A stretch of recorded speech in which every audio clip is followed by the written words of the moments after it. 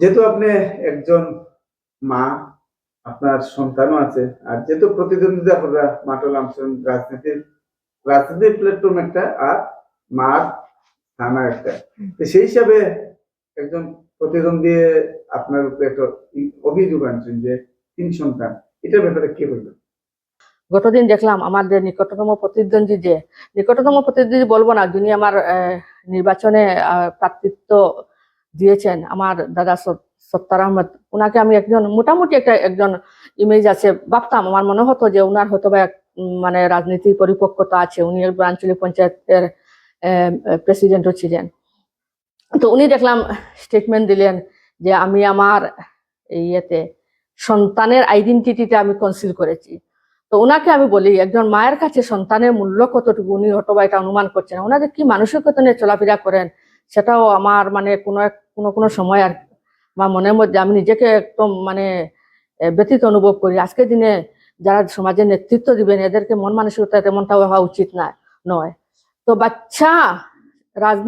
বাচ্চার আইডেন্টিটি মানে কনসিল করে রাজনীতি করার মতো মানসিকতা, বাচ্চাকে সন্তানদেরকে রাজনীতিতে ব্যবহার করা, এটা অত্যন্ত দুর্ভাগ্যজনক ব্যাপার।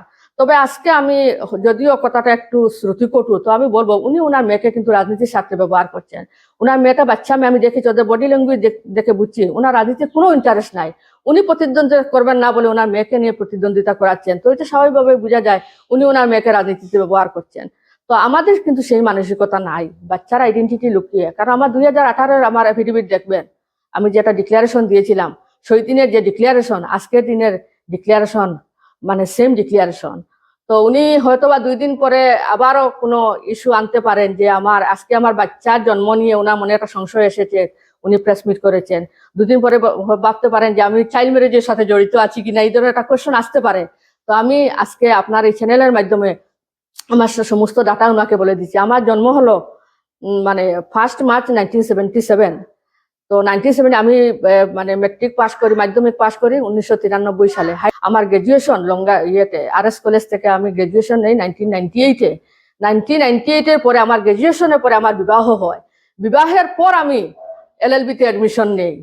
তো উনি আমার হাজবেন্ড, উনি আমাকে যথেষ্ট মানে সহযোগিতা করেছিলেন, আমাকে সাপোর্ট করেছিলেন ল গ্রাজুয়েট করার জন্য। তো উনার সহযোগিতায়, উনি উৎসাহ দেওয়ায় আমি LLB কমপ্লিট করি। LLB কমপ্লিট করার বারে জয়েন করি 2002-তে আমার মানে ল পাস করা। 3-তে আমি রেজিস্ট্রেশন পাই। তো 3-তে বার লাইব্রেরি জয়েন করি। সেখানে 3 বছর উকালতি করার পর আমার প্রথম মেয়ের সন্তান জন্ম হয় মানে 2006-এ। তো 6-এ যখন আমার বড় মেয়ের জন্ম হয়, তখন বড় মেয়ের যখন মাত্র 1.5 বছর হবে 2007-এ, আমি প্রথমবার জেলা পরিষদ সদস্য হিসাবে আমাকে জনসাধারণ নির্বাচিত করেন। পরবর্তীতে আমি যখন জেলা পরিষদ সদস্য হিসেবে যখন ছিলাম 2009-এ আমার দ্বিতীয় মেয়ের জন্ম হয়। তো দ্বিতীয় মেয়ের জন্ম হওয়ার পর তো জেলা পরিষদের মানে সময়সীমা শেষ। এরপরে আমার 3 নম্বর মেয়ের জন্ম হয় 2015-এ। তো 3 নম্বর মেয়ে জন্ম হওয়ার পর তো তারপরে তো আর পঞ্চায়েত নির্বাচন আসলো, 18 আসলো, নির্বাচনের প্রতিদ্বন্দ্বিতা। আজ অবধি তো আমি সক্রিয় রাজনীতির সঙ্গে জড়িত আছি। তো বাচ্চা আমার 3 মেয়ে, আমি 3 মেয়েকে নিয়ে আমি গর্বিত। তো এক মেয়ের যে আইডেন্টিটি, বাচ্চার আইডেন্টিটি লোকে রাজনীতি করা, মানে এই ধরনের একটা নোংরা মানসিকতার পরিচয় উনি দিয়েছেন এই স্টেটমেন্ট দিয়ে। আমি সত্যিকারে ওনার স্টেটমেন্টে মর্মাহত।